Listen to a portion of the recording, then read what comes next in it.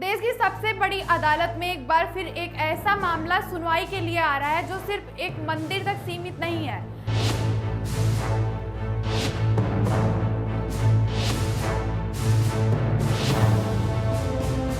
बल्कि यह सवाल उठता है क्या आस्था और समानता आमने सामने या फिर संविधान इन दोनों के बीच संतुलन बनाने की कोशिश कर रहा है।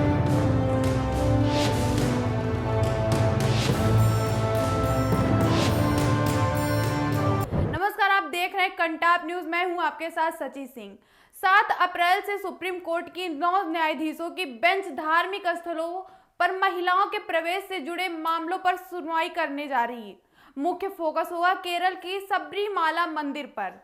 क्या 2018 का ऐतिहासिक फैसला कायम रहेगा या उसकी समीक्षा में कुछ बड़ा बदलाव आएगा? आज हम आपको इस पूरे मामले की गहराई से जानकारी देंगे।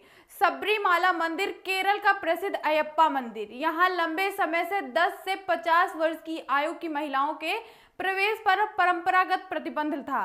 2018 में सुप्रीम कोर्ट की 5 न्यायाधीशों की बेंच ने ऐतिहासिक फैसला सुनाते हुए कहा, हर उम्र की महिलाओं को मंदिर में प्रवेश का अधिकार है। अदालत ने कहा कि यह प्रतिबंध संविधान के अनुच्छेद 14 समानता का अधिकार, जिसमें वर्णित है, अनुच्छेद 15 भेदभाव निषेध और अनुच्छेद 25 के खिलाफ है। लेकिन फैसले के बाद केरल में व्यापक विरोध प्रदर्शन हुए।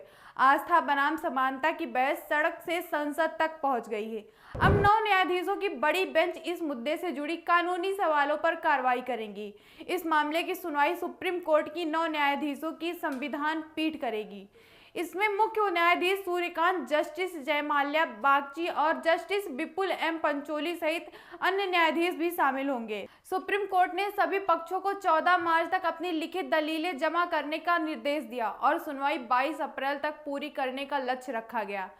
केंद्र की ओर से सॉलिसिटर जनरल तुषार मेहता ने कहा कि वे सबरीमाला फैसले की समीक्षा का समर्थन करते हैं। यह बयान महत्वपूर्ण इसलिए है क्योंकि यह संकेत देता है कि केंद्र सरकार चाहती है कि इस फैसले से जुड़े कानूनी पहलुओं पर फिर से विचार हो। सुप्रीम कोर्ट ने वरिष्ठ वकील परमेश्वर और शिवम सिंह को एमिकस क्यूरी नियुक्त किया गया। एमिकस क्यूरी का काम है अदालत की सहायता करना, तथ्यों और कानूनी तर्कों का निष्पक्ष विश्लेषण प्रस्तुत करना। इसके अलावा फैसलों की समीक्षा का समर्थन करने वालों के लिए कृष्ण कुमार सिंह को नोडल काउंसिल नियुक्त किया गया है, जबकि फैसले का विरोध करने वालों के लिए शाश्वती परी का नोडल काउंसलर बनाया गया है। सुनवाई से पहले सियासत भी गर्मा गई है। कांग्रेस का कहना है कि सरकार को अदालत में जाने से पहले अपना रुख साफ करना चाहिए। नेता प्रतिपक्ष वीडी सतीशन ने मुख्यमंत्री विजयन से पूछा है, क्या सरकार अब भी अपने पुराने हलफनामे पर कायम रहेगी? कांग्रेस नेता किसी वेणुगोपाल ने भी कहा कि अगर सरकार महिलाओं के प्रवेश के पक्ष में है तो उसे मजबूती से अदालत में यह बात रखनी चाहिए। सत्तारूढ़ सीपीआई ने विपक्ष के आरोपों को खारिज किया। पार्टी राज्य सचिव एमवी गोविंदन ने कहा, सरकार अपना पक्ष अदालत में रखेगी, तभी सार्वजनिक रूप से कुछ कहना जरूरी नहीं है। वरिष्ठ नेता विजय राघव ने कहा, यह मामला बेहद जटिल है और सभी पक्षों को सुनने के बाद ही निर्णय लिए जाना चाहिए। इस सुनवाई में सुप्रीम कोर्ट 7 बड़े सवालों पर विचार करेगा। इसमें प्रमुख है, धार्मिक स्वतंत्रता का दायरा क्या है? अनुच्छेद 25 और 26 के तहत धार्मिक संप्रदायों के अधिकार क्या है? क्या किसी धार्मिक प्रथा को जनहित याचिका के जरिए चुनौती दी जा सकती है? क्या अदालत आवश्यक धार्मिक प्रथा तय कर सकती है? ये सवाल सिर्फ सबरीमाला तक सीमित नहीं है। इन्हीं सवालों के तहत मस्जिदों और दरगाहों में मुस्लिम महिलाओं में प्रवेश तथा पारसी महिलाओं के लिए अगियारी में प्रवेश के मुद्दे भी बेंच को भेजे जाएंगे। 1 मई 2020 को सुप्रीम कोर्ट ने कहा था कि 5 न्यायाधीशों की बेंच समिति समीक्षा शक्तियों के तहत कानून के सवाल बड़े बेंच को भेज सकती है। इसी के तहत अब 9 न्यायाधीश की बेंच सुनवाई करेगी। बहस का मूल सवाल यही है, क्या धार्मिक परंपराएं संविधान से ऊपर हो सकती हैं? यह संविधान सर्वोच्च है। एक पक्ष कहता है कि मंदिर परंपरा सदियों पुरानी है, इन्हें बदला नहीं जा सकता, तो दूसरा पक्ष कहता है महिलाओं को प्रवेश से रोकना लैंगिक भेदभाव माना जाएगा।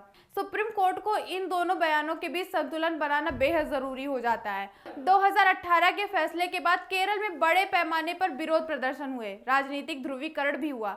अगर इस बार अदालत अपने पुराने फैसले को बरकरार रखती है तो क्या फिर वही स्थिति बनेगी? अगर बदलाव करती है तो क्या यह महिलाओं के अधिकारों के लिए एक झटका होगा? तीन संभावनाएं हैं। 2018 का फैसला बरकरार रहेगा, फैसले में संशोधन हो सकता है, कुछ सवालों और बड़े बेंच को भेजना। जो भी निर्णय होगा वह देश को धार्मिक स्वतंत्रता और लैंगिक समानता की बहस को नई दिशा दे देगा। तो 7 अप्रैल से शुरू होने वाली यह सुनवाई सिर्फ एक मंदिर का मामला नहीं, यह संविधान, आस्था और समानता और लोकतंत्र के मूल्यों की परीक्षा है। क्या धार्मिक परंपरा को प्राथमिकता मिलेगी या समानता के सिद्धांत को? सुप्रीम कोर्ट का फैसला आने वाले वर्षों की संवैधानिक बहस को तय करेगा। हम इस मामले की हर अपडेट आप तक पहुंचाते रहेंगे। ऐसे ही तमाम खबरों के साथ जुड़े रहिए कंटाप न्यूज के साथ। मैं थी आपके साथ सची सिंह, कैमरा पर्सन सुमित के साथ।